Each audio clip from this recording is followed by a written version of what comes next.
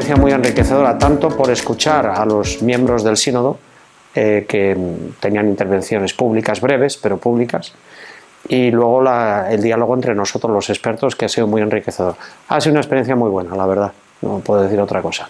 Primero, en la forma de desarrollarse el mismo hecho del sínodo, que ahora tiene tres momentos. El primero, que era la consulta al pueblo de Dios, que es un trabajo que se hizo ya desde hace prácticamente año y medio, 2 años ya, en las parroquias, que se llevó luego a las diócesis, que se llevó a las conferencias, que fue a Roma, se hizo un documento, se llevó a las conferencias internacionales por continentes, y ese documento es el que se ha trabajado durante el mes en el sínodo. Entonces, ha habido una fase previa de la consulta al pueblo de Dios y de sacar conclusiones de esa consulta, que es la que se ha llevado a esta primera Asamblea General, porque este sínodo tiene ahora 11 meses para ese documento de síntesis del que acabas de hablar, se devuelva otra vez al pueblo de Dios para que vea qué es lo que se ha estado trabajando, se vuelva a estudiar y ya definitivamente en octubre del año que viene, 2024, se vuelve a reunir otra vez la Asamblea para, con ese trabajo hecho en los diferentes lugares, sacar ya, vamos a decir, las conclusiones definitivas, que luego el Papa verá qué hace con ellas. No lo sabemos, probablemente, imagino, como hace habitualmente, pues las hará suyas, las aceptará y dará un documento. No lo sabemos porque eso depende del Papa. Pero en todo caso, el primer cambio fundamental es que el sínodo pasa de ser un evento a ser un proceso.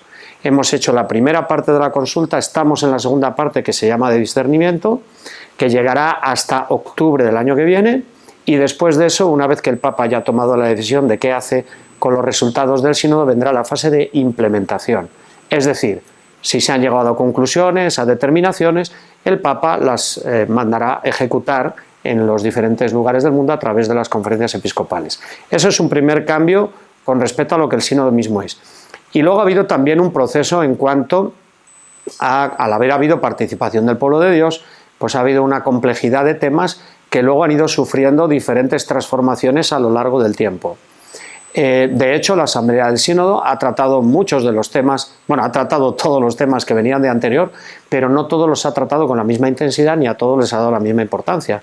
Luego quiere decir que a lo mejor algunos se sienten sorprendidos porque en este documento de síntesis no aparecen cosas que sí aparecían en el instrumento de trabajo, ya, pero el hecho de la Asamblea precisamente es discernir de ese documento de instrumento de trabajo, después de haberlo hablado, después de haberlo entre todos conversado, ver qué es lo que realmente importa a la Iglesia en este momento, y eso es lo que está en el documento de síntesis. Por eso digo que algunos se sentirán decepcionados porque había temas realmente conflictivos, entre comillas, en el documento anterior, y ahora mismo está todo como muchísimo más equilibrado, ¿no? No hay extremismos, una cosa más equilibrada. Eso también resulta del hecho mismo de que es un proceso que todavía no ha terminado, porque hay temas que siguen apareciendo, que siguen estando necesitados de estudio, y que en estos 11 meses hasta la Asamblea General, última de octubre del año 24, habrá que seguir profundizando. La misma Asamblea lo ha pedido, ¿no?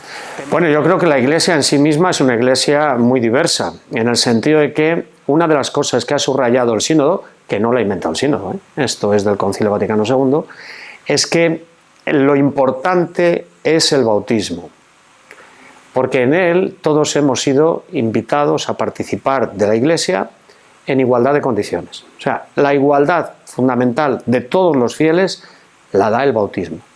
Luego existe una real diversidad, porque el bautismo cada uno lo vive desde la vocación, desde el estado de vida al que Dios le ha llamado. Entonces uno pues lo puede vivir como lo vivo yo desde el ministerio ordenado, siendo sacerdote, pero la mayor parte de los fieles laicos pues lo pueden vivir en su familia, con sus hijos, en su trabajo, ejerciendo ministerios dentro de la Iglesia.